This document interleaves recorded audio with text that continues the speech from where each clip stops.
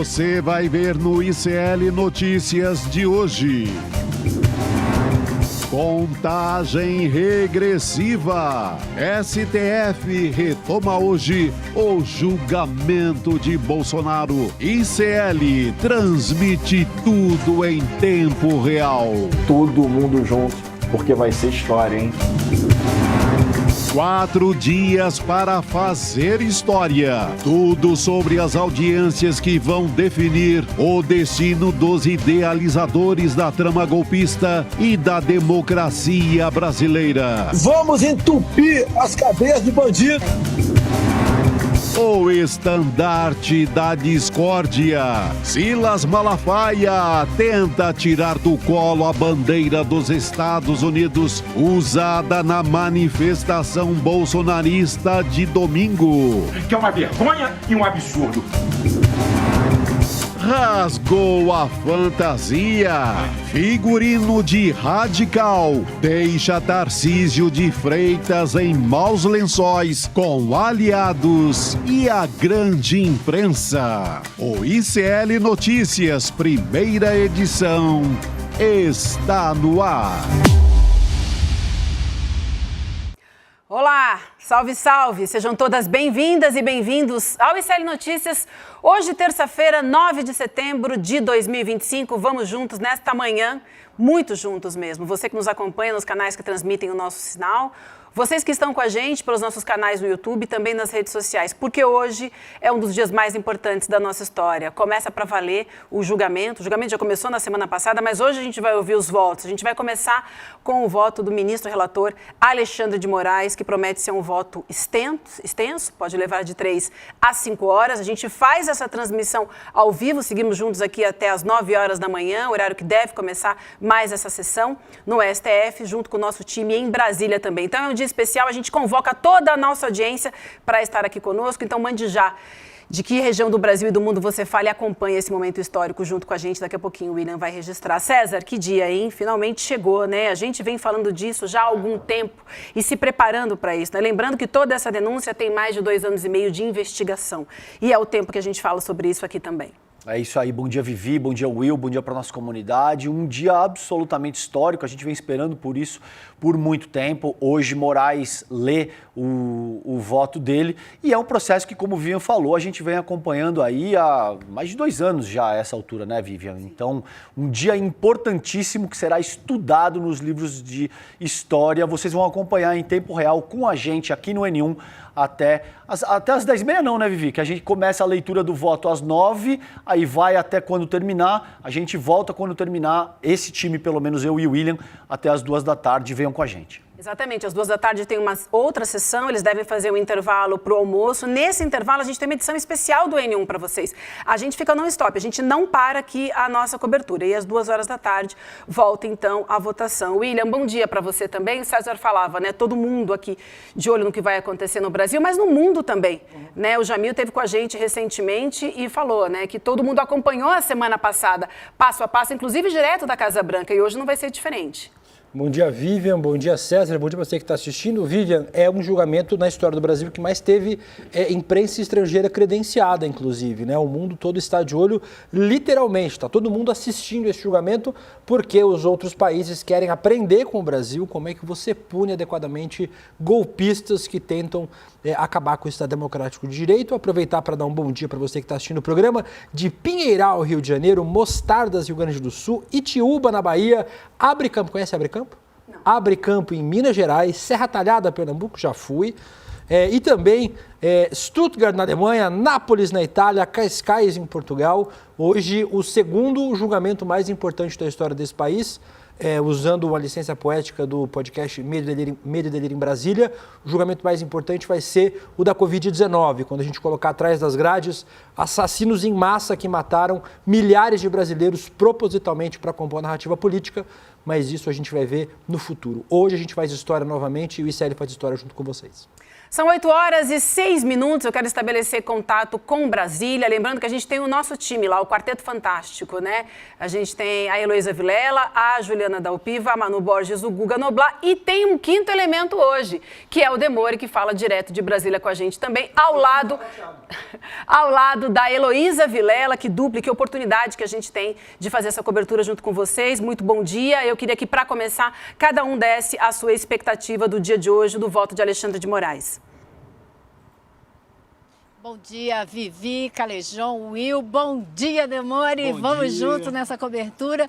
Olha, minha expectativa é que em torno de 3 horas e pouco, ele exponha todos os detalhes do porquê está condenando todos os réus desse processo 8 do núcleo crucial. Então, a gente vai prestar muita atenção na argumentação. O que ele vai pegar do que os advogados argumentaram para desmontar e poder ir adiante e condenar esses réus, esses 8 réus. Então, essa é a minha expectativa para essa manhã. De tarde, vai ser super interessante, porque também a gente vai ver o voto do ministro Flávio Dino, que é um ministro que tem toda uma maneira de falar, né, de usar figuras de linguagem, citações, e que é um profundo conhecedor da Constituição. Então, eu acho que também vai ser muito interessante, Demore. Bom dia, Elô. Bom dia a toda a nossa audiência. Bom dia a toda a galera do estúdio. Olha, dia histórico hoje, Elô. Também estou muito curioso para ver como vai ser a leitura do Alexandre de Moraes.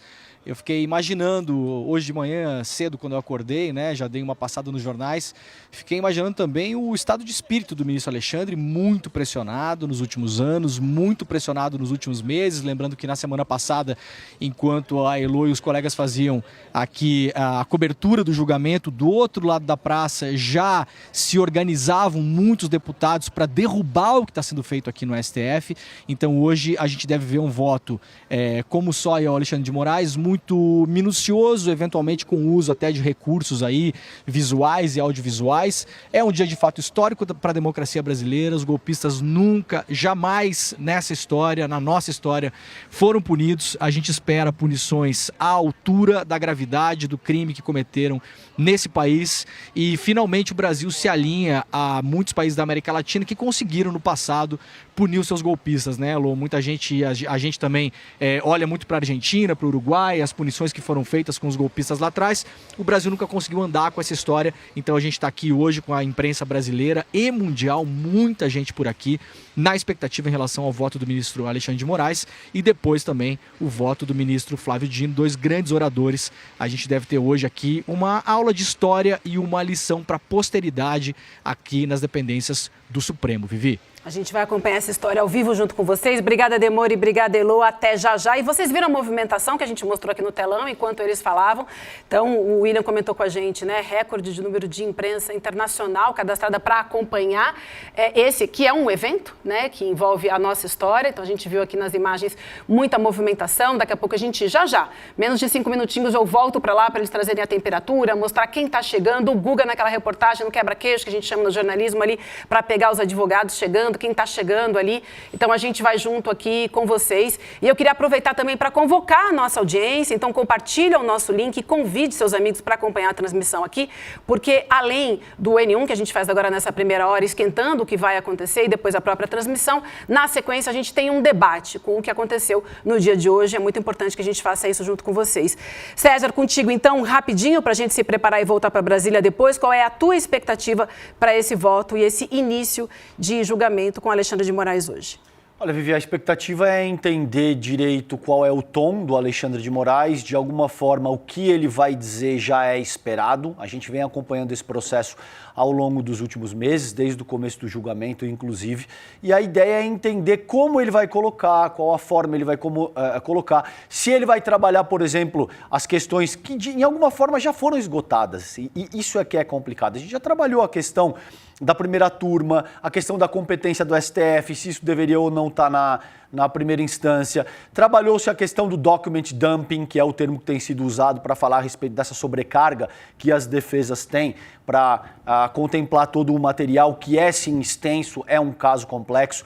Então, Vivi, a expectativa, pelo menos a minha, é muito mais com relação à forma do que ao conteúdo. A ideia é entender direitinho como o Alexandre de Moraes muito provavelmente vai estabelecer uma cronologia e vai fazer o escrutínio dos elementos que já constam na denúncia que foi organizada pelo PGR, o Paulo Gonet. A gente vai saber isso daqui a pouquinho, daqui a 50 minutos. O Moraes deve começar a deliberação dele e a gente vai entender direitinho como ele vem para esse momento tão importante e decisivo da nossa República. Vamos lá no iclnoticias.com.br, dar uma olhadinha como é que está a nossa home hoje, também em 2 tempos, está aí, né? Essa é a imagem principal, né? O mundo está olhando para esse homem hoje, Alexandre de Moraes. Dias decisivos, sentença de Bolsonaro deve sair ainda essa semana, ao final do julgamento. O julgamento ganhou mais um dia, quinta-feira, né? Estavam previstos terça, quarta e sexta-feira, tem mais um dia agora na quinta-feira.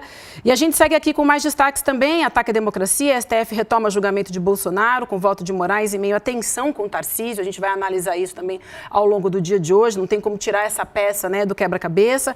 Relator do processo irá se manifestar nesta terça-feira, 9, depois voltam os demais integrantes da turma. Enfim, a gente tem a cobertura completa aqui no nosso site, tem coluna da Juliana Dalpiva, que hoje vem conversar com a gente aqui também no N1, e a gente vai ficar mudando isso à medida que as notícias forem acontecendo, essa cobertura também em tempo real no iclnoticias.com.br. Quero aproveitar também, César, até para você me ajudar aqui a comentar, que a gente, nesse domingo, estreia um documentário importantíssimo, um documentário que vai trazer toda essa história, tá? Então é no dia, agora no domingo, a partir das 8 horas da noite, o nosso documentário...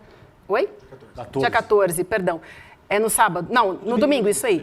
No domingo, dia 14, então, um documentário que vai trazer, que foi feito também, que é mais uma produção independente e especial do ICL, que vai trazer toda essa história até esse momento que nós estamos aqui. Então, a gente faz esse chamamento também, que é um outro dia importante e que vai ter um debate também, que a gente convoca a nossa audiência. Importantíssimo isso, Vivian. A gente vai resgatar aí de forma cronológica, demonstrando como o Jair Bolsonaro sempre, de alguma forma, manifestou esse ímpeto golpista lá na década de 90, o William fala isso com frequência aqui, né, Will?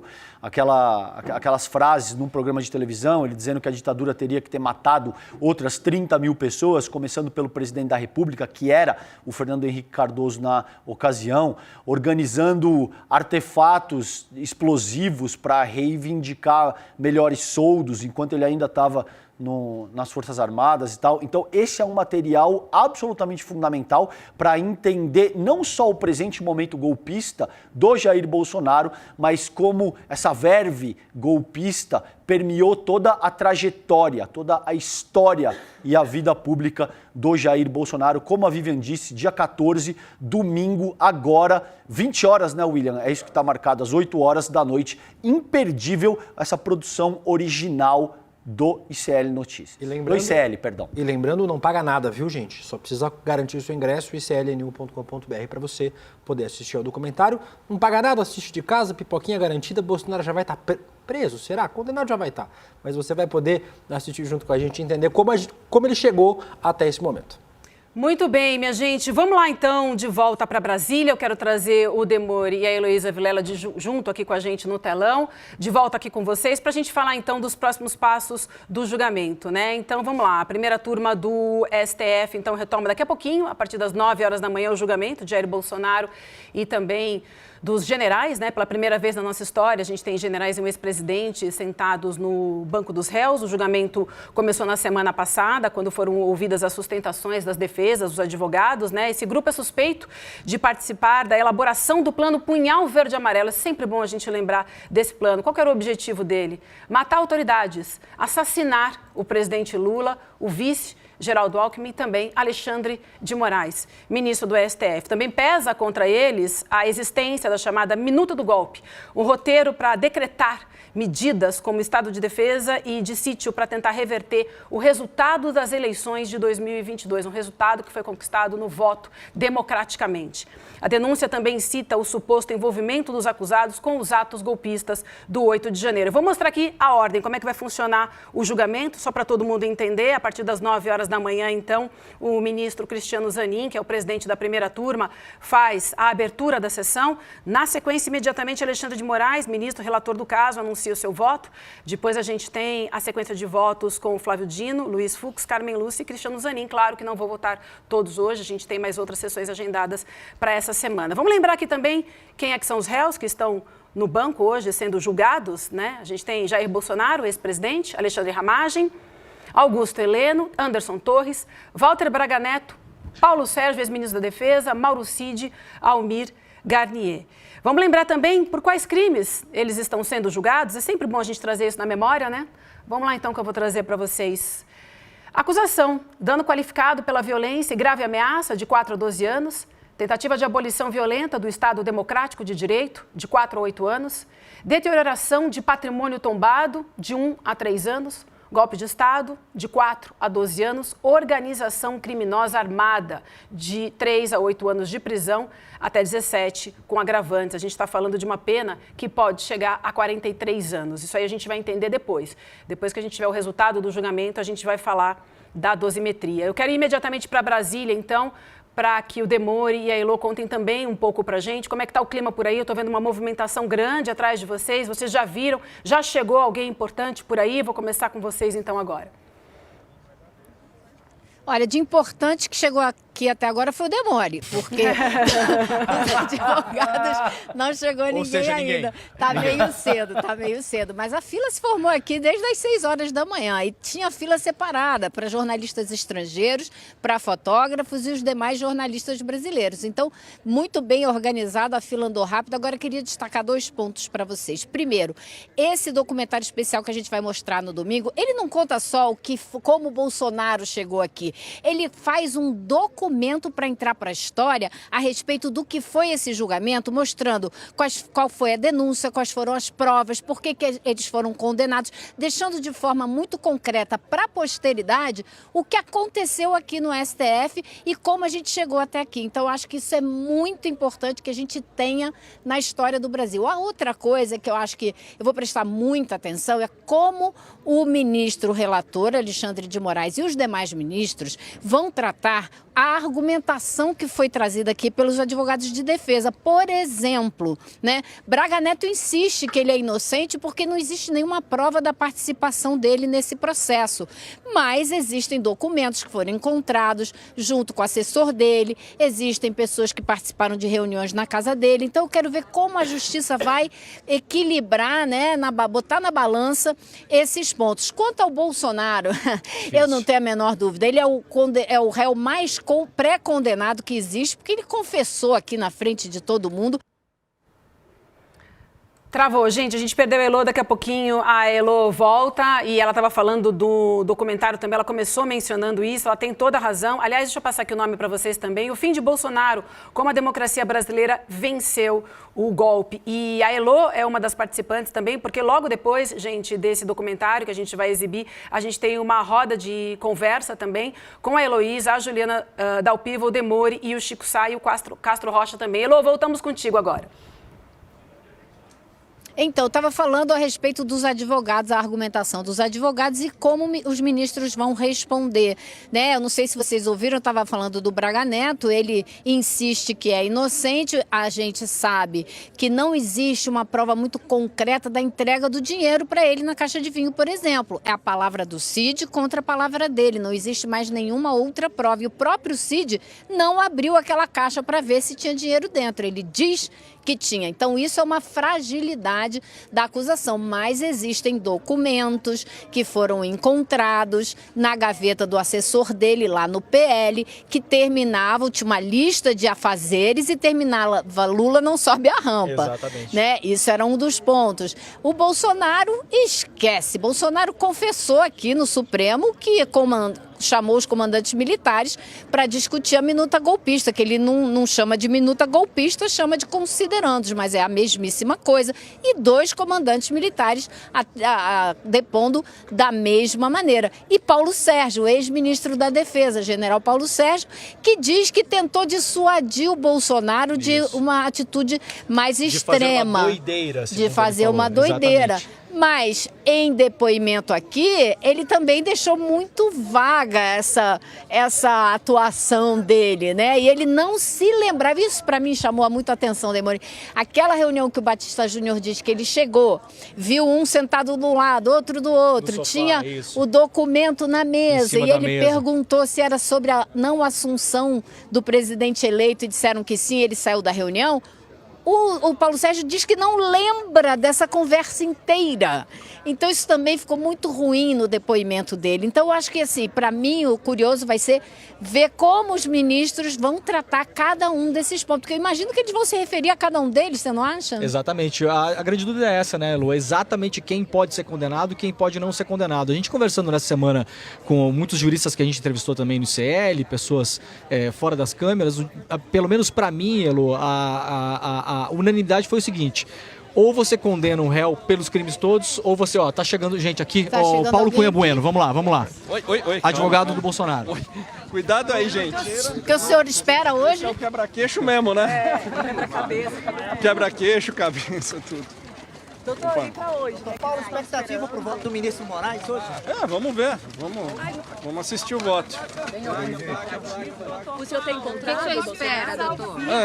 Oi? Doutor César dizendo, condenando já Bolsonaro antes. Voltou a viralizar. Como é que o senhor vê esse vídeo viralizando? Olha, gente, é aquilo que eu falei pra vocês semana passada. É o que eu falei pra vocês na semana passada. A expectativa da defesa é que o processo seja julgado à luz só e somente de elementos estritamente jurídicos. Tá? Se for julgado assim, a convicção é de que deverá ser absolvido. Se houver influência de outras variáveis, aí a gente já não pode dizer. O senhor acha que tem o risco do voto do relator? Tem essa influência? Ela pode ser mantida, que ela pode cair? Quem? A defesa vai suscitar alguma preliminar sobre a delação do Mauro Cid? Sim, mas está suscitado já faz tempo, está por escrito. Doutor, essa semana o ex-presidente deve comparecer ao julgamento? Não virá. Mas ele mostrou interesse essa semana? Não virá, ele não tem recomendação médica para isso. E o senhor teve com ele esses dias? Como é que ele está de saúde? Eu tive semana passada. E ele continua com a saúde debilitada? A saúde dele é debilitada, né? Ele tem uma limitação médica, evidentemente, não poderia vir aqui por essa limitação, ainda que fosse a vontade dele. E a cirurgia em relação ao julgamento, ele está esperançoso, doutor? De saúde dele, porque ele vai fazer um procedimento domingo, doutor. Mas é um procedimento, eu não sei exatamente o que é, me parece que é um procedimento dermatológico, não sei exatamente do que se trata. Em relação ao julgamento? Oi? Ele está esperançoso em relação ao julgamento? Olha, você vai ter a mesma resposta que eu te dei. Se esse julgamento for estritamente jurídico, não tem como ser condenado. Mesmo depois dele admitir que chamou os comandantes militares para discutir os considerandos, que muita gente chama de minuta golpista? Isso não seria crime. Este fato não seria crime. É exatamente isso que a PGR diz, que é colocar em andamento o processo de golpe. Esse tipo de delito só pode ser imputado mediante um ato de violência ou grave ameaça, expresso na lei. E me desculpe, fazer live, conversar com comandantes militares, isso não é ato violento nem de grave ameaça. Bom, vocês estão vendo aí exatamente é o que a gente diz, né? É o que a gente diz.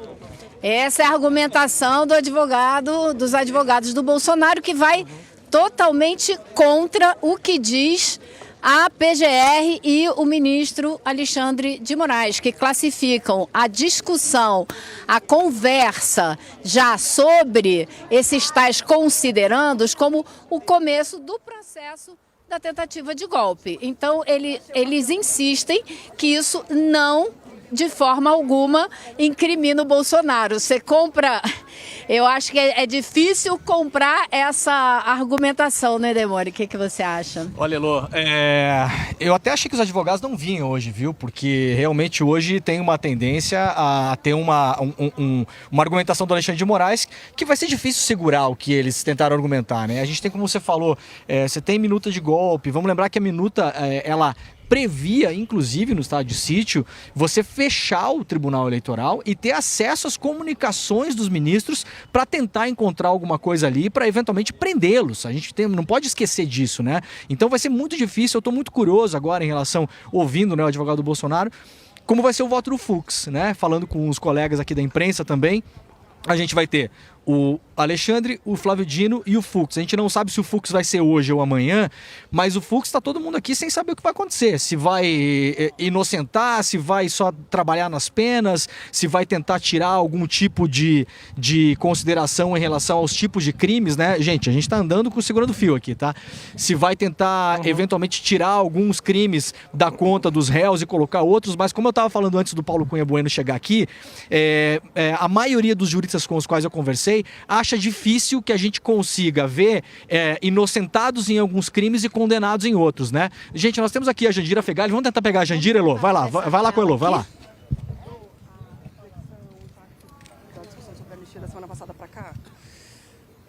Política é assim, né? Cada hora tá de um jeito, não é isso? Bom dia. Na verdade, eu vejo assim, é possível pautar anistia, mas eu vou repetir o que eu falei na semana passada. Ela não se sustenta, né?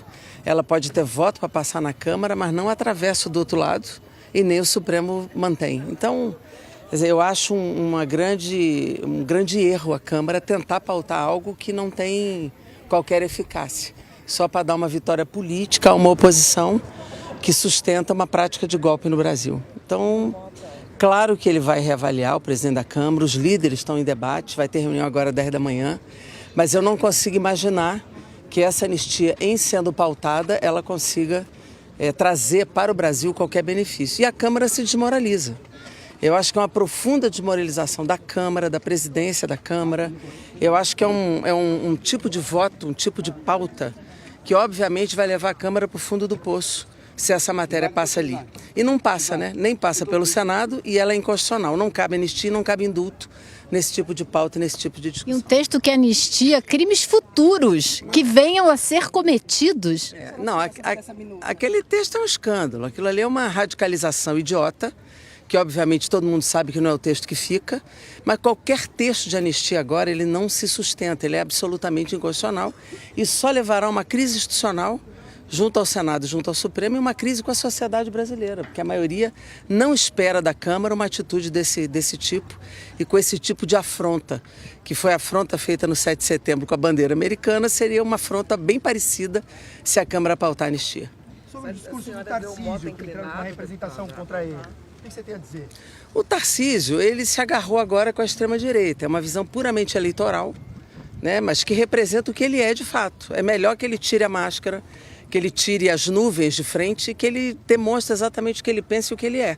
Ele misturou tudo isso com 2026, ele está em plena campanha eleitoral e ele resolveu tirar aquela posiçãozinha dele de tranquilo, né, de um cara que conversa com todo mundo e se agarrou com o bolsonarismo e com a extrema-direita, olhando o eleitor do Bolsonaro. Não é nem o Bolsonaro que ele sabe que vai estar preso, na minha opinião, mas é o eleitor e a base de Bolsonaro que ele quer para a eleição dele.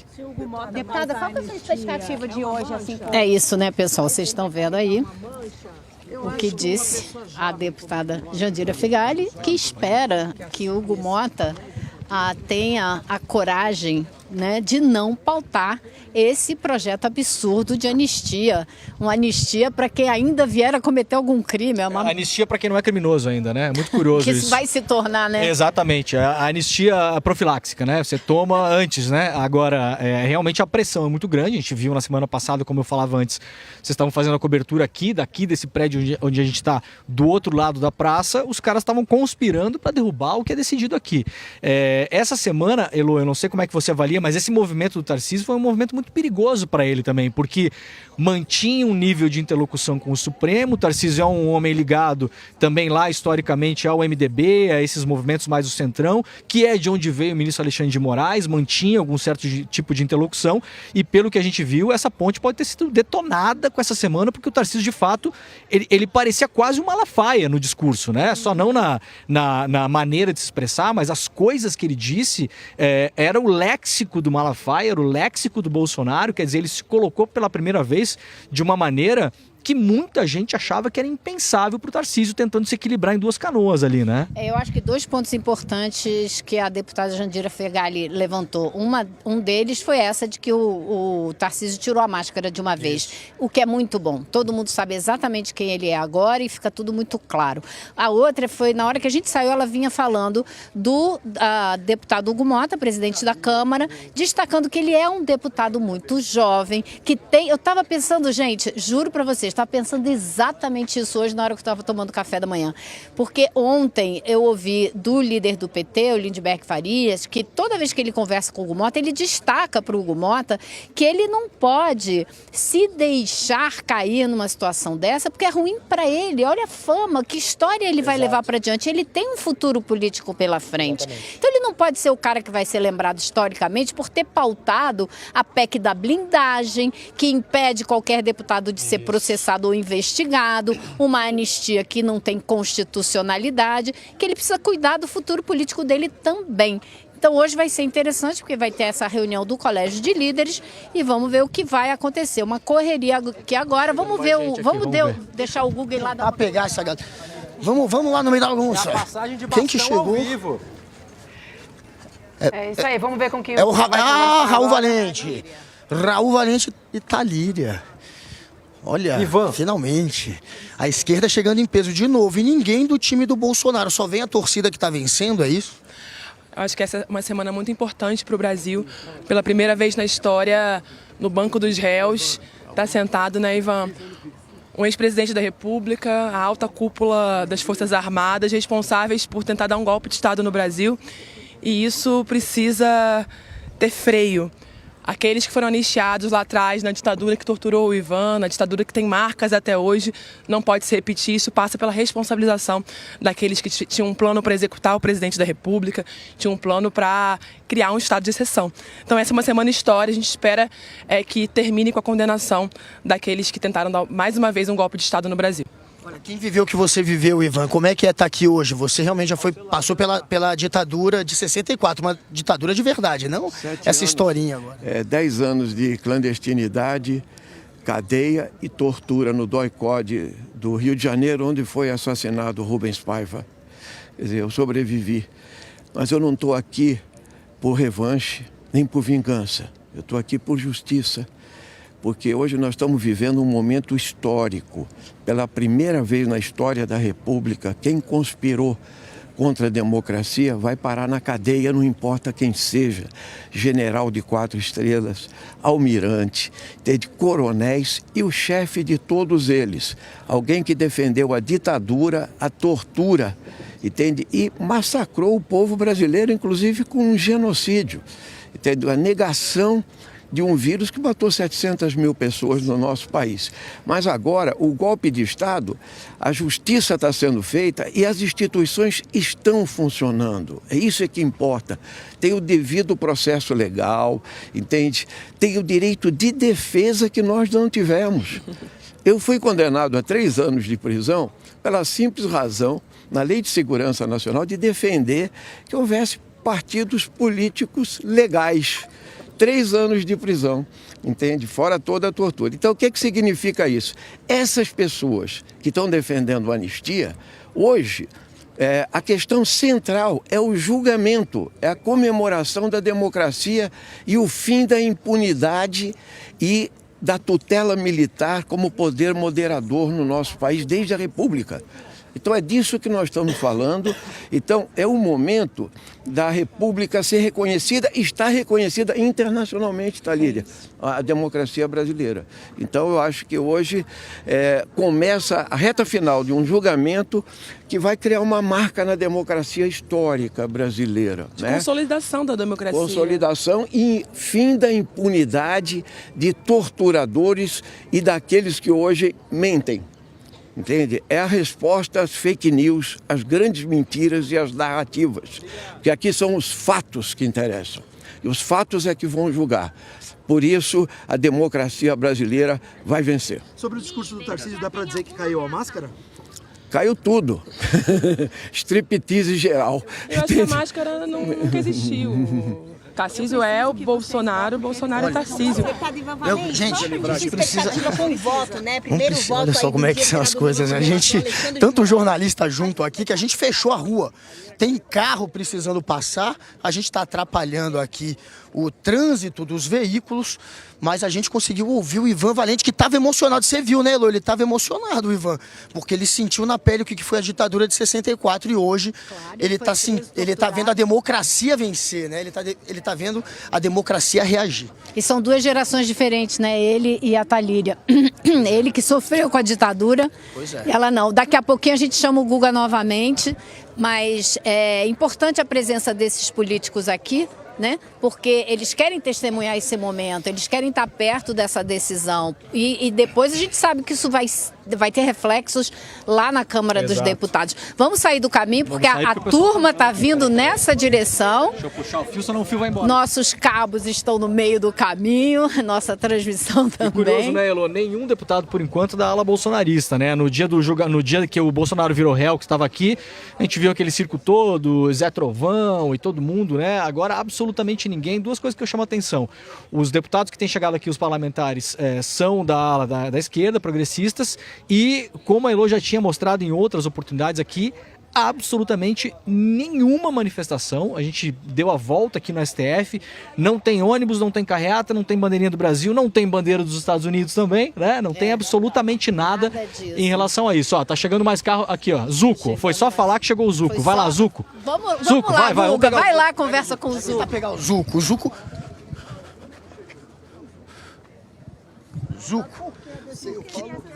Chegou o deputado Zuco, gente, um dos líderes do pé. Zuco, diz... Desculpa, lógico, por favor. Deixa eu... A expectativa é que o teatro está feito, que essa semana a gente vai ter uma condenação já vista há muito tempo. Eu acho que todos vocês acompanharam um processo que, na realidade, já tinha o encaminhamento resolvido. Em paralelo, pouca imprensa está divulgando algo muito grave, que é a Vaza Toga. Chama a atenção de problemas processuais, crimes linkados a documentos forjados. A gente hoje vai assistir os votos de alguns ministros. Na verdade, o entendimento é que a maior injustiça está sendo feita aqui. Todos vocês puderam ver, no domingo, o Brasil mobilizado em suas capitais, com os brasileiros pedindo que se paute a anistia. E lembro que em momentos anteriores a anistia foi dada para homicidas, para sequestradores. E hoje a gente pede anistia para quem colocou um batom numa estátua. Até para torturadores, né? Na época da ditadura, militares que torturaram. Eu quero continuar a minha fala dizendo que não houve devido processo legal, não houve a ampla defesa. Nós estamos estarrecidos e não é só... Não houve a ampla defesa. Gente, 60 mil pessoas agora junto com a gente está ouvindo o Coronel Zuco ali junto com o Guga, daqui a pouquinho a gente volta para lá. A gente tem Jair Bolsonaro em prisão domiciliar, né? E a gente já sabe a paciência de Alexandre de Moraes. Se fosse qualquer outro réu, já estaria na cadeia. Então, isso aí que a gente está ouvindo é o blá blá blá de sempre, né? Eu acho importante, Vivian, ressaltar mais uma vez que em nenhum momento deste processo a defesa de Jair Messias Bolsonaro disse isso que o Zuco está dizendo. Se é um processo armado, se é um processo forjado, se não houve devido processo legal, se não houve direito à defesa, Tenente Coronel Zuco, por que a defesa do Bolsonaro não falou isso no processo? Por que a defesa do Bolsonaro não disse que esse julgamento é uma farsa? Por que a defesa do Bolsonaro não levantou essas questões durante o devido processo legal? Teve oportunidade, mas no ar-condicionado, quando o Bolsonaro sentou-se à frente dos ministros, Elô e Demore, que estão aqui com a gente direto de Brasília, ele falou, posso fazer uma piada? Quer ser meu vice? Quer ser meu ministro? Aí, na hora de falar isso pro ministro, faz piada. Acho muito curioso isso, Elô, como a defesa da extrema-direita é essa, é a defesa de que não houve processo legal e na frente do ministro, aí o Jair Bolsonaro e a defesa tratam ele com respeito, com cordialidade. É muito curioso isso. Acho que o César quer completar, só antes da gente voltar para Brasília. Completa, César, por gentileza. Vai, Elô, depois eu falo. Vai, Elô. Não, eu estava dizendo que na frente do ministro é miau, miau, né? Isso. Não tem rugido, é miau, miau. Gente, só muito brevemente, sobre o Paulo Bueno, a primeira entrevista que a gente ouviu. É por isso que eu disse que, como eu vejo pelo menos, é mais questão de entender qual é a forma do que o conteúdo. É por esse tipo de argumentação absolutamente estapafúrdia que reunir embaixadores para tentar sensibilizar essas pessoas com relação a um golpe de Estado não significa nada, porque você ter uma minuta redigida e editada pelo Jair Bolsonaro não significa nada, ter o Bolsonaro com o Heleno, entre outras lideranças naquela ocasião, tramando um golpe de Estado não significa nada. É por esse tipo de colocação que o Paulo Bueno acabou de fazer que eu acredito que é muito mais entender efetivamente como que o Bolsonaro vai se conduzir em termos de forma do discurso dele, que começa daqui a exatos 19 minutos. No mais, a Jandira fez uma fala importantíssima, falando a respeito da anistia, um texto absolutamente estapafúrdio, que, como muito bem a Elô colocou, visa a inocentar gente que ainda sequer está condenada e blindar as pessoas para eventuais crimes que possam ser cometidos no futuro. Ivan Valente, absolutamente emocionante, um cara que lutou pelas diretas, um cara que participou da fundação do Partido dos Trabalhadores e um cara que está nessa luta há muito, muito tempo. Então você imagina o quão emocionado ele não está pelo dia de hoje e por essa semana no qual finalmente a gente vai botar, já está botando, general 4 estrelas e golpista no banco dos réus. E por fim, para te devolver, essa entrevista do Zucco com esse outro tipo de abordagem absolutamente estapafúrdia. Ele faz uma acusação séria, ele diz que o sistema de justiça nacional não cumpriu o devido processo legal. Isso é uma acusação seríssima que carece comprovação. Ele, como deputado federal, está promovendo uma acusação, ele tem que provar o que ele está dizendo, Vivian. Isso aí, a gente vai voltar para Brasília antes, Elô, Demore, só para a gente trazer aqui para a audiência, porque muita gente ainda se pergunta, né, o que acontece? Quando que os réus vão para a cadeia, para a prisão, para onde vão? Muita gente ainda perguntando isso, só para a gente esclarecer aqui, depois ouvir vocês. Então, a eventual prisão dos réus só vai acontecer depois da análise dos recursos contra a condenação. Podem me interromper se chegar alguém aí, a gente vai entender como é que funciona caso o Bolsonaro seja condenado e quais os recursos podem ser usados. Eu vou pedir para colocar rapidamente uma arte para vocês entenderem. Então, o que ocorre em caso de condenação? Após a decisão, ainda existem possibilidades de recursos que podem ou não alterar a sentença. Embargos de declaração. A defesa pode pedir esclarecimento sobre a decisão. Segundo a jurisprudência do STF, o condenado já pode ser preso após o julgamento desses embargos. E aí, por último, a última fase são os embargos infringentes, recurso que pode alterar a decisão, mas só é cabível se houver pelo menos 2 votos pela absolvição. Isso é muito importante a gente trazer aqui. Para conseguir que o caso seja julgado novamente e levado a plenário, os acusados precisam ter pelo menos 2 votos pela absolvição, ou seja, placar mínimo de 3-2. É muito difícil isso acontecer, mas a gente queria esclarecer isso para vocês e a gente volta para Brasília para ouvir a Elô e o Demore também sobre isso, sobre a possível condenação e o tempo de prisão desses réus. O que a gente vai aguardar a discussão dessa sentença, porque depois de condenar ou absolver, eles vão discutir as penas, né? E a gente vai prestar muita atenção. Eles vão pegar a pena máxima? Não vão? Como é que eles vão fazer em relação a quem já foi condenado porque estava aqui no 8 de janeiro? Não pode ser igual. Tem que haver uma diferença, uma gradação, porque quem comandou, quem organizou, quem insuflou, tem uma responsabilidade muito maior do que quem chegou aqui no dia 8 e participou daquele quebra-quebra. Agora, eu queria destacar uma coisa que para mim é muito importante. É a gente ouvir pessoas como Ivan Valente. Isso. Porque a gente personificar... Isso. Vocês desculpem, eu fico até meio... Mas é a gente personificar a história do Brasil. Porque são as pessoas que passaram por isso, seguraram na pele o que é uma ditadura militar, que conhecem muito bem e tem mesmo que estar aqui no primeiro lugar da fila para acompanhar de perto esse julgamento. Acho que a gente tinha que fazer essa ponderação. Sabe, Elô, quando você começou a falar sobre isso, estava pensando a mesma coisa. A gente fez uma entrevista muito emocionante com o ministro Alexandre Padilha, quando caçaram também o visto dele para os Estados Unidos, dele e da família, da filha, né? E aí a gente fez uma pergunta no estúdio sobre o pai do Alexandre Padilha. O pai do Alexandre Padilha, à época, um estudante metodista metodista dentro da igreja, né? Nada perto de participar de luta armada, nem nada disso, longe disso. Foi denunciado, foi entregue, né, acaguetado por uma pessoa da igreja, preso com outros estudantes. O Alexandre Padilha ficou, depois que nasceu, anos sem poder ver o pai. Ele só foi conhecer o pai de fato quando ele já era uma criança, já lá com seus 6 ou 7 anos, pelo que eu lembro que o Alexandre Padilha falou pra gente. Então, ouvir essas histórias que muitas vezes o Alexandre Padilha contando parece assim quase um passeio no parque já, de tão acostumado que ele tá com essa história. Agora a gente de fora ouvindo aquilo, a gente vê o tamanho do buraco em que o Brasil se meteu em muitos momentos da nossa história e nunca conseguiu punir essas pessoas. Esse dia de hoje é um dia especial para essas pessoas também, para o Ivan Valente, para o Alexandre Padilha, para a família dele, para tantas outras famílias, muitas que inclusive não conseguiram sequer enterrar os seus mortos, lembrando que o general Heleno lá estava.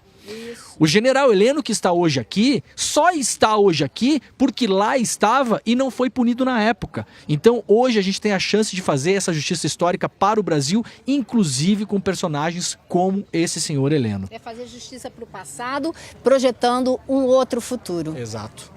A gente precisa se despedir da Elô, porque Elô entra na sala para acompanhar de perto esse primeiro voto do ministro Alexandre de Moraes. Então a gente vai dispensar a Elô, daqui a pouquinho o Guga volta também e o Demori continua com a gente. Então, Elô, obrigado demais, bom trabalho para você.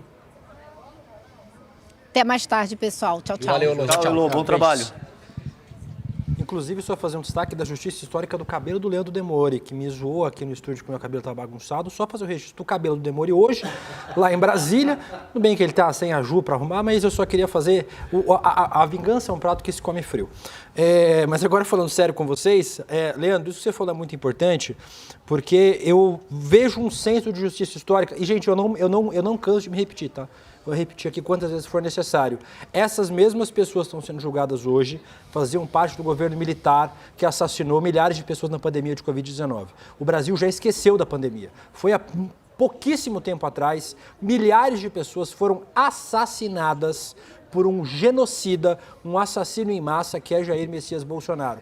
O crime de golpe de Estado é gravíssimo, mas eu ainda cobro, vou continuar cobrando para que o PGR Paulo Gonet está nas mãos do Paulo Gonet. Quando ele assinar, já está valendo. A gente volta a investigar os crimes da pandemia de Covid-19 e pode ser repetitivo às vezes, Demori, mas eu digo isso porque é claro que dar golpe de Estado é grave, é claro que atentar contra a democracia é grave, mas nesse caso houve um assassinato em massa de brasileiros. E essas pessoas que estão sentadas aí faziam parte desse governo. Ainda que não seja por isso que elas tenham de ser julgadas hoje, espero que seja, é parte da justiça histórica desse país colocar essas pessoas atrás das grades, porque elas também têm o sangue nas mãos de ter matado milhares de brasileiros voluntariamente na pandemia, Demori. Olha, William, a gente teve inclusive agora, acabou de ouvir a Jandira Fegali, que foi fundamental em várias CPIs aí, e a CPI da Covid, ela fez um trabalho como há muitos anos não se via. CPIs no Brasil, a gente sabe, muitas delas são praticamente inúteis, né? Acabam virando uma palhaçada. Agora, a CPI do golpe e a CPI da Covid foram tocadas, de fato, de uma maneira brilhante. A CPI do golpe, graças a ela, nós temos a maior parte das comunicações do Mauro Cid. Vamos lembrar que surgiu de lá essa história, né? A CPI da Covid conseguiu levantar documentações na época muito importantes. A gente vai lembrar dos 10, 12, 15, 18 e-mails da indústria da vacina mandando e-mail para o governo Bolsonaro sem resposta, queriam fazer do Brasil, deixando de lado aí para nossa audiência, claro que a gente está falando de megacorporações, a Big Pharma, né? Muitas vezes aquelas empresas que criam a doença para vender a cura, a gente sabe de tudo isso. Agora, o Brasil sempre foi um país que foi um case mundial de vacinação rápida e eficiente. As empresas, por interesse econômico, é óbvio, financeiro, dos seus caixas, queriam, no começo da pandemia, usar o Brasil para mostrar, olha só, as vacinas funcionam e nós somos capazes de vacinar milhões de pessoas em 30 dias, 40 dias. O Brasil seria esse país no mundo, William. E a gente acabou se tornando um dos países que, per capita, onde mais morreram pessoas por negligência. A CPI fez um trabalho espetacular e o procurador, então, o senhor Augusto Aras, pegou todo o relatório da CPI da Covid e jogou no lixo. A gente tem que lembrar disso, foi uma responsabilidade do Procurador-Geral Augusto Aras, que pegou o relatório que tinha uma força de um relatório, de uma investigação, de uma CPI que tinha poder de polícia, que ouviu pessoas, ouviu testemunhas, conseguiu ter acesso a documentações, conseguia ter acesso, quebrar sigilos, fazer diligências, ou seja, atuou de fato como uma delegacia de polícia e entregou para o procurador uma investigação pronta, com os indiciados já no papel, e o Augusto Aras jogou a investigação no lixo. A ver se a gente consegue avançar para além disso. Agora, eu já me sinto muito mais tranquilo em saber que hoje, eventualmente, a gente começa de novo, de fato, a fazer uma justiça histórica nesse país, uma justiça de fato contra os golpistas que vêm aí ao longo de décadas dando golpes na nossa democracia, e inclusive, como eu falei, um deles que é exemplar, que não é só o Jair Bolsonaro, é o senhor Augusto Heleno, que era da linha dura da ditadura militar, ligado ao militar Silvio Frota, que quando os militares, digamos assim, mais a menos, né, queriam começar a fazer uma abertura democrática, o Augusto Heleno lá estava no governo militar dizendo: não vamos abrir, vamos endurecer ainda mais, vamos partir para cima ainda mais, vamos pegar as pessoas e assassiná-las e sumir com os corpos. É isso que o Heleno estava fazendo lá atrás, gente, e saiu da ditadura militar anistiado. Se houver uma outra anistia, o Heleno vai ser beneficiado com a sua segunda anistia. O Heleno já foi beneficiado com a primeira anistia, a gente tem que lembrar disso. O Heleno é um anistiado que foi para o governo depois e fez o que fez. Se a gente permitir nesse país que se faça uma outra anistia, nós daremos uma dupla anistia para um cara da estirpe do senhor general Heleno. Então, esperemos que o julgamento hoje ande a contento para a sociedade brasileira, para a nossa história e para as gerações futuras que vão olhar para o passado e ver o que foi feito aqui. Guga, só um pouquinho, gente. A gente tem aqui, quem é que está aí, o Guga? O Rogério Correia? Vamos pegar, Guga, o Guga vai lá pegar o Rogério Correia? Vamos lá. Fazer uma particular ali com ele? Vamos lá, ele acabou de falar para a imprensa toda, agora a gente puxa ele num canto aqui. Vamos lá, Marlos. Vamos lá. Vai lá, vocês avisam a gente quando você estiver com ele, então. Eu vou aproveitar para dar mais um recado aqui pra gente. Ó, vocês ouviram o que o Demori trouxe pra gente? O documentário que a gente vai apresentar agora, nesse final de semana, vai trazer todo esse raio-x, tá? Acho que o Guga já tá perto do Rogério Correia, eu vou voltar pra lá, depois eu conto mais aqui pra vocês, que é importante a gente convocar também pra esse domingo. Vamos lá, Guga. Não ser patriota. É um pedido. Vamos lá, Rogério Correia aqui do meu lado. Estados Unidos do Brasil. É isso que estava colocado lá diante de Tarcísio e outros expoentes da extrema-direita. O golpe continua, né, Rogério? A gente viu o Tarcísio agora atacando o STF, querem passar a anistia, querem passar o PEC da impunidade. Não acabou o golpe? Não acabou. A estratégia do fascismo no Brasil é a estratégia do golpe permanente, é a estratégia do golpe continuado. Se a gente não estiver atento, uma hora eles tentam um golpe. Tentaram várias vezes, não conseguiram. Então é preciso estar atento, é preciso seguir a lei, a Constituição, dar força ao Supremo Tribunal Federal para que ele possa vencer o fascismo, e o Supremo tem sido uma muralha na defesa da democracia. E como que vocês vão fazer uma muralha lá para impedir, enfim, que passem pelo menos uma dessas propostas que agrada aí os golpistas? Eu acho que a muralha aí é o povo brasileiro. O povo precisa saber o que é. Eles querem intervenção norte-americana no Brasil e nós queremos um país grande, um país que divida renda, um país que faça justiça social. Nós precisamos do povo, o presidente Lula já disse isso. O povo brasileiro tem que vir com a gente. Só para terminar, eu sei que você está quase atrasado. Agora o Zucco falou que tem 300 votos lá para passar a anistia. São 300 golpistas lá no Congresso? Eu espero que não. A expectativa é que o Centrão não entre na vibe da extrema-direita brasileira mais uma vez. Vamos ver como é que o Centrão vai agir, mas seria entregar-se ao fascismo ao invés de ter um projeto próprio da direita no Brasil. A gente gosta muito de fazer o debate democrático. É bom debater com a direita. Com a extrema-direita não tem debate, é só pela força bruta. Espero que a direita compreenda isso, o Centrão não vá nessa onda da extrema-direita brasileira. Sexta-feira vamos comemorar lá na Tia Zélia, no samba. Eu vou comemorar em Belo Horizonte. Vai estar em BH? Ah, tem que estar com o meu povo lá, com certeza. Cachaça? É a vitória da democracia. Uma cachaçinha e um queijinho. Vamos todos, vai lá, que senão vai atrasar. Sem anistia. Olha, o Rogério, ele chegou também a Jandira Fegali, a Tarília Peroni e o deputado Zucco. Foram esses os únicos parlamentares que chegaram até agora. Portanto, 3 da esquerda, 1 da direita, e o deputado Zucco chegou aqui fazendo o discurso golpista, dizendo que esse processo está todo viciado, usando todos aqueles clichês da extrema-direita para colocar o Bolsonaro como um perseguido pela justiça. Então o Zucco veio encampar esse discurso. Por incrível que pareça, ele está aqui acompanhando um julgamento que já está durando 2 semanas, mas teve a coragem ou a cara de pau de dizer que estão cerceando a defesa do Jair Bolsonaro. A gente teve aqui, então, também o advogado, Paulo Bueno, advogado do Jair Bolsonaro. Tem o Celso Vilardi, que é o mais famoso, aquele baixinho, de olho puxado, que é muito simpático, e o Paulo Bueno também, que compartilhou até um pedaço da fala da defesa do Bolsonaro na semana passada com o Vilardi, e o Bueno está com um olhar pessimista e também uma fala pessimista. Dá para ver que ele sabe, obviamente, que o final do julgamento não vai ser favorável ao Bolsonaro. Ele disse que o Bolsonaro não virá, não pediu para vir e não virá porque está com a saúde comprometida. Sim. Foi esse o discurso. Eu perguntei se ele não pode vir porque senão depois não vai conseguir também, quem sabe, a domiciliar, né? Se ele vier aqui, fica mais difícil pedir uma domiciliar. Muito bem, Guga, vou pedir para você segurar aí um pouquinho, daqui a pouco a gente volta contigo, são 8 horas e 56 minutos, esse julgamento está previsto para começar às 9 horas da manhã, a gente retornando então com o primeiro voto, o voto do ministro relator Alexandre de Moraes. Antes disso, eu quero chamar a atenção de toda a nossa audiência, a gente está com mais de 65 mil pessoas junto com a gente, nós estamos sendo atacados nas redes e o Eduardo Moreira tem um recado, a gente vai ouvir agora. Nos últimos dias, circulou na internet uma postagem do site sensacionalista que debochava do ICL. A gente acredita que conhecimento é coisa séria. E hoje, através de seus cursos, documentários e também de seus noticiários, o ICL leva informação de qualidade, séria e de respeito a milhões de brasileiros todos os dias. A gente resolveu responder o site sensacionalista da melhor maneira possível, chamando eles para fazer parte da família ICL. É isso aí, sensacionalista e ICL estão agora juntos. Agora a gente não liberta só através do conhecimento, a gente liberta também através do humor, do riso. E vocês vão ter agora a primeira notícia que não é fake news do sensacionalista. ICL e sensacionalista estão juntos. Um abraço.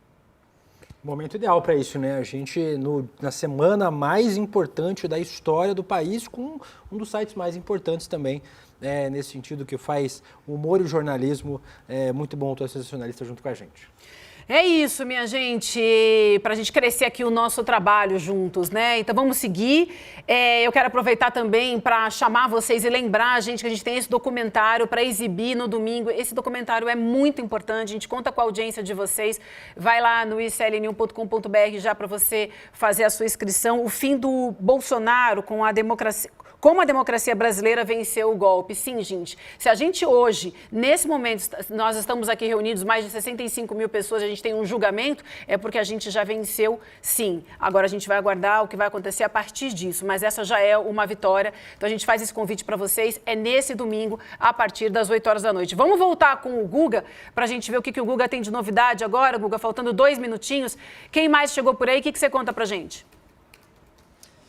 Pois é, hoje, dessa vez, ao contrário da semana passada, a maioria dos advogados optou por entrar pela garagem. Não teve, por exemplo, o José Oliveira o Juca, o advogado do Walter Braga Neto, do general Braga Neto. Ele, na semana passada, só entrou aqui, ó, por onde estão os jornalistas, mas passar aqui pelos jornalistas não é fácil, né?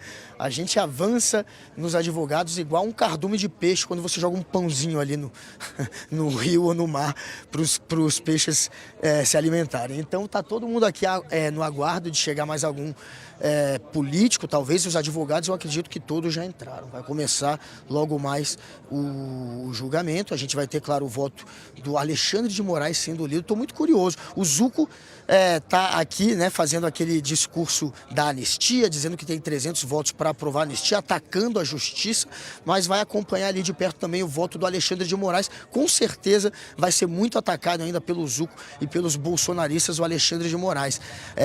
O Alexandre não sai do foco da extrema-direita. O Zuco já chegou aqui cumprindo esse papel de atacar a justiça, atacar o STF, bater no Alexandre de Moraes. E hoje a estrela do dia será, claro, Bolsonaro, o Alexandre de Moraes e o seu voto, todo mundo aqui no aguardo. E eu acredito que não chega mais ninguém, viu, gente? Se chegar, vai ser no máximo algum parlamentar perdido, que perdeu o horário, que deveria ter chegado antes e que chegou de última hora, porque já está quase na hora. Bom, minha gente, alerta de perigo também, quero chamar a atenção aqui para vocês. Aliás, a gente ouviu, né, o Paulo Bueno, há pouco tempo, o advogado de Bolsonaro, já deu um alô ali sobre o pedido que foi feito, né? A defesa de Jair Bolsonaro pediu na segunda-feira ao ministro, pode me interromper se chegar alguém, Guga, ao ministro Alexandre de Moraes, a autorização para que o ex... Tá, se chegar alguém, você me confirma aqui. Eu estou contando aqui para o pessoal, então, que a defesa de Bolsonaro pediu essa autorização para que o ex-presidente vá a um hospital particular de Brasília no próximo domingo, quando a sentença já será conhecida. Em prisão domiciliar preventiva, ele justificou a necessidade de fazer um procedimento médico para remover lesões na pele, mas a gente ouvia aqui, né, César, que até o próprio advogado não sabia explicar exatamente o que era, né, embora a defesa tenha feito esse pedido. Que é para remover uma pinta, né? Não me vejo exatamente como seja, exceto se for, sei lá, um câncer de pele, algo do tipo, aí é grave e realmente tem que fazer o tratamento logo, mas até agora a gente não tem informação, né, César? Se for para remoção de uma pinta, parece estético, né? Se tiver indicação, tratamento de câncer, de algo grave, realmente tem que fazer o tratamento, mas não sei se exatamente é o momento mais apropriado e também não sei se é a pessoa adequada a responder, César. Talvez no domingo quem tenha que responder isso já seja a administração penitenciária, que vai estar com a custódia do Bolsonaro, né? O que a gente sabe até aqui, né, William, é que ele tem um problema de erisipela, que é aquela questão perto ali acho que do tornozeleira, inclusive, né, que ele usa ali no local da erisipela. E a gente sabe que existe um quadro crônico sério, né, pelo menos até onde a gente sabe, de um problema gastrointestinal, Vivian. Agora, a gente também, isso posto, né, para não parecer que é teoria da conspiração, chapéu de alumínio, todo mundo sabe que ele tem esse problema, sim, de doença. Principalmente a questão gastrointestinal oferece um quadro clínico mais sério. Agora, a gente também sabe que reiteradamente os bolsonaristas utilizam esse tipo de expediente para tentar driblar a justiça. Então a gente sabe, a Carla Zambelli fez isso, outros bolsonaristas fizeram isso, o Jair Bolsonaro faz isso com alguma frequência, toda vez que a coisa aperta ele tem que ser internado. Agora, vamos ver se é o caso. Evidentemente, ele conta com todo o devido processo legal e vai ser tratado de acordo com o que prevê as regras do Brasil. Se for o caso, se ele tiver que ser operado, o que quer que seja, não tenho a menor dúvida de que isso vai ser contemplado e será tratado com muita seriedade. Agora, William, para te passar, Vivian, o Alexandre de Moraes vem insistindo que a justiça pode ser cega, mas ela não é otária. Então também, assim como ele tratou a questão dos embargos declaratórios, isso não vai ser utilizado como medida meramente protelatória, acho pouco provável que o Xandão permita tomar uma volta com esse tipo de argumento de que o Jair Bolsonaro não está bem da saúde. Se esse for o caso, tudo bem, que seja, mas eu acho que tudo isso será avaliado com muito cuidado. Muito bem, eu quero chamar o Demôrio de volta, ele está do lado do Guga, ele está se preparando agora para voltar. Deixa eu só lembrar vocês, então são 9h03, o julgamento já deveria ter começado, mas é natural esse pequeno atraso, então a gente segue por aqui com essa cobertura para vocês. Lembrando mais uma vez, então, o que acontece hoje, gente. A gente vai ouvir o voto do ministro relator Alexandre de Moraes. É o primeiro voto, a Heloísa Vilela já no início do programa contou para a gente que é um voto que deve levar por volta de 3h30, a Elo já está lá dentro da sala, Juliana Dalpiva também acompanhando, e a gente vai ter ao longo de toda a nossa programação informações, e aqui inclusive, enquanto a gente está falando, é assim que começar, a gente já começa a receber pelo WhatsApp as informações. A gente segue acompanhando ao vivo, então, todo esse voto do ministro, tem uma parada na hora do almoço, que a gente faz um N1 especial para vocês, contando tudo o que aconteceu até o momento, e depois a gente segue a partir das 14h com a nova sessão. Agora sim, deixa eu ouvir o Demôrio aproveitou também esse momento que a gente estava com o Guga para circular por aí, e aí pode voltar então e ir contando um pouco mais do que você viu, Demôrio. E daqui a pouquinho começa, né? Começa para valer então. Aqui já esvaziou bastante, viu, Vivi? A gente está aqui no anexo, fora, né? Vocês podem ver, toda a imprensa ainda está aqui atrás, né? Tem muita gente aqui, mas muita gente já entrou também. Aquela aglomeração inicial que tinha, aqui estava cheio de jornalistas, né? Tem 2 tendas agora para abrigar o pessoal lá, tem um cafezinho também, aquela coisa toda. Ficaram mais o pessoal da técnica, os câmeras e alguns repórteres que vão fazer aqui de fora, mas muita gente, colegas que estavam aqui, inclusive colegas nossos, já entraram, porque o bicho vai pegar agora lá dentro, né? Agora, quer dizer, a gente vai ter que prestar atenção no que vai ser dito lá pelo ministro Alexandre de Moraes, abrindo a sessão, e depois temos a expectativa também, né, Guga, do voto do Flávio Dino, que sempre é um voto muito qualificado e um voto que traz até, arranca alguns sorrisos, inclusive dos advogados dos réus aí, né? Então a gente está na expectativa hoje do Alexandre de Moraes, do Flávio Dino. Não sabemos se vai dar tempo do ministro Fux votar hoje, seria o terceiro, muito possivelmente não, a depender do tamanho de tempo que o Alexandre de Moraes e o Dino vão tomar. Tem essa pausa do almoço, e aí, eventualmente, amanhã o voto do Fux, que é o voto mais complicado. A gente não sabe, na verdade, o que vai acontecer, né, Guga? A grande dúvida agora é como vai se comportar o Fux. Ele vai pedir vista? É muito improvável. Ele vai votar contra o relatório do Xandão? É muito improvável. Mas ele vai tentar, quem sabe, diminuir a pena, discutir a questão da dosimetria da pena. Aí sim é um ponto que muita gente aposta que vai acontecer. E por isso, inclusive, foi pedido um dia a mais de sessão por conta do voto exatamente do Luiz Fux. É um voto que vai ser demorado talvez tanto quanto ou mais que o do Alexandre de Moraes. Essa é a grande questão, como vai se comportar o Fux, que no geral vota em acordo com o Alexandre de Moraes, mas desacorda em questões como a pena, o tempo da pena. Então vai ser realmente curioso assistir amanhã o Luiz Fux. O Flávio Dino, a gente sabe que está sempre acompanhando o relator e não vai ser diferente hoje. Mas mesmo o Luiz Fux pedindo vista, o que é mais improvável, os outros juízes, os outros ministros poderão antecipar o voto, mesmo com pedido de vista. Então, se o Fux pedir vista, aí os outros vão lá e vão votar, vai ficar feio para ele. Vai ficar um 4-0 só aguardando meses e meses a liberação, Fux. exatamente. Vai ficar feio. Na prática, o Bolsonaro e os demais, a depender de quem será condenado, né? Porque alguns podem ser condenados, outros não. Alguns podem ser condenados por alguns crimes e não por outros também. Claro. É uma dúvida, né? Se isso é possível ser feito. O Bolsonaro, por exemplo, líder de uma organização criminosa. Como ele não seria condenado por uma coisa ou outra se ele lidera a organização criminosa, né? Então me parece que é tudo ou nada no caso do Bolsonaro. Agora, no caso de pedido de vista, você imagina, antecipação dos votos, você tem aí 4 votos para condenar e um voto em suspenso, Bolsonaro já condenado, sem poder ter a parte da execução penal, ou seja, sem que ele possa, de fato, ser conduzido para a cadeia, e o Fux vai estar o país inteiro olhando para esse cara nesse momento, né? Então é bastante improvável que ele peça vista. Agora, de novo, conversando com os colegas aqui, rodeando aqui, falando com a galera toda da imprensa, é um enigma. Ninguém sabe de fato o que vai acontecer hoje, Guga. Agora, me corrija se eu estiver errado. Chegou o Newton Tato, é o último a chegar. O PT está aqui, a equipe do PT estava aqui aguardando ele. O último deputado a chegar. Newton Tato acaba de chegar ali, ele vai fazer uma entrevista ali com a equipe do PT e vai entrar na sequência. Agora, se por acaso pedir vista, me corrija se eu estiver errado.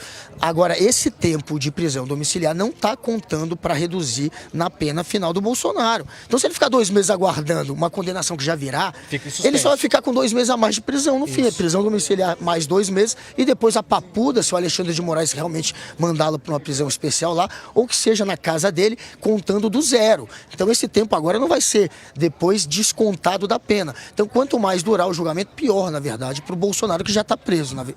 E tem a dúvida da prisão também, né, gente? Só para fechar, a gente não sabe exatamente o que vai acontecer. Em o Bolsonaro estando condenado, pode ter um processo militar para colocar ele naquele rol dos mortos fictos que chamam, né? Então, pro Exército ele pode passar a ser considerado como uma pessoa que já faleceu em termos de aposentadoria, aquela coisa. Então, ou seja, ele mantém a aposentadoria como se ele fosse um ex-militar, mas nesse caso aconteça isso, não teria direito a nenhum tipo de prisão militar. Por exemplo, onde fica o Braga Neto, onde ficou o Mauro Cid, tem aquela foto célebre do Mauro Cid fazendo, né, uma corrida sem camisa naquela prisão, tranquilinho, vendo televisão, frigobar. Esse tipo de prisão já não caberia ao Bolsonaro. E aí a gente vai tentar entender que tipo de prisão vai caber a ele, se alguma cela especial, por exemplo, na Polícia Federal, ou de fato, a papuda lhe espera, né? Pois é, ele nem deveria, né, já Quem chegou? O Vilardi? Chegou o Celso Vilardi de última hora, é isso mesmo? Bom, vamos lá, né? Vamos lá. Eita! Quase atrasou o Vilardi. O que aconteceu? Chegou de última hora, por quê, Vilardi? Dá licença, gente. Agora tá atrasado. Vilardi. Tava com o Bolsonaro, Vilardi? Não. Expectativa pro voto do relator, doutor. Ué, gente, deixa eu entrar. Falamos depois, por favor. Por favor, gente, por favor, deixa eu passar. Vamos almoçar junto hoje, hein, Vilardi? Ó, cuidado. Na semana passada o senhor falou que apenas 30 anos não é natural, né? Qual a expectativa do senhor para a pena? 30 anos, opa. Vilardi chegando aí, de última hora, eu achei que já estavam todos os advogados. Perguntei pra ele, o que aconteceu? Eu tava com o Bolsonaro até agora, por que chegou atrasado? Vilardi não quis falar, tá todo mundo ali em volta ainda, tentando tirar uma casquinha dele, mas não vão tirar. Não vão tirar, ele entrou direto. Não vão tirar, porque quem consegue tirar a casquinha dele sou eu. Se eu não conseguir, ninguém conseguirá. Ó, Gilmar... Pois é, gente, o Newton Tato, ó, vamos mostrar ele ali, ó, dando uma entrevista para o PT. Então, além do Celso Vilardi, tá ali atrás o Newton Tato, deputado do PT, conversando com a equipe do Partido dos Trabalhadores. E é isso, gente. Então, Celso Vilardi chegando atrasado. Quem diria, hein? O advogado do Bolsonaro chegando depois das 9. Não quis falar, vocês viram. Isso, a gente está vendo aí, obviamente, a defesa chegou atrasada. Nem o Guga, que sempre consegue furar esse bloqueio, conseguiu furar dessa vez, né, César? Mais importante, o começo desse julgamento, a Vivian trouxe para a gente todos os passos e a informação do ministro Luiz Fux, que o Guga e o Demori falaram lá. É importante, conversei com um senador próximo ao ministro Fux essa semana e ele disse que o indicativo de pedir mais tempo para votar veio do ministro Fux, porque vai dar um voto extenso. Se ele vai dar um voto extenso, isso quer dizer que ele vai votar, ou seja, não vai pedir vista. Talvez a notícia ruim é que ele vai dar um voto extenso e vai ter ponderações sobre todo o processo. Ele foi o ministro, além do ministro Alexandre de Moraes, que mais participou do processo, César, que mais teve em espaços que ele nem precisava estar, mas estava mesmo assim. Então é importante demais o voto do ministro Fux, que o roteirista do Brasil colocou na metade do caminho. O voto que podia condenar ou pode condenar o Bolsonaro é esse voto. Isso, o William diz isso por conta de se formar a maioria. A gente está recebendo a informação de que a gente vai começar o julgamento, então vamos direto para Brasília. Vai começar já. Começou, então. Agora a gente ouve a abertura com o presidente, o ministro Zanin. Lembrando que a gente acompanha tudo ao vivo, depois a gente volta com a nossa programação com o N1 especial, quando eles forem pro almoço. Obrigada demais, audiência. Sigamos. No próximo domingo, dia 14 de setembro, às 8 horas da noite, o ICL vai transmitir gratuitamente o documentário O Fim de Bolsonaro. Esse é um original do ICL que reconstrói com provas, depoimentos e uma investigação jornalística o maior julgamento da história da nossa democracia. Pela primeira vez, um ex-presidente e a cúpula militar sentam no banco dos réus. E a gente vai mostrar tudo, os bastidores do golpe, a linha do tempo da conspiração e como a democracia brasileira reagiu e resistiu a uma tentativa de golpe. É gratuito, online e com um debate ao vivo logo depois da exibição, com Eduardo Moreira, Juliana Dalpiva, Elô Vilela, Chico Sá e comigo, Leandro Demori. Se você quer entender de fato o que aconteceu, inscreva-se agora. Acesse icl.com.br/estreia e garanta o seu ingresso gratuito.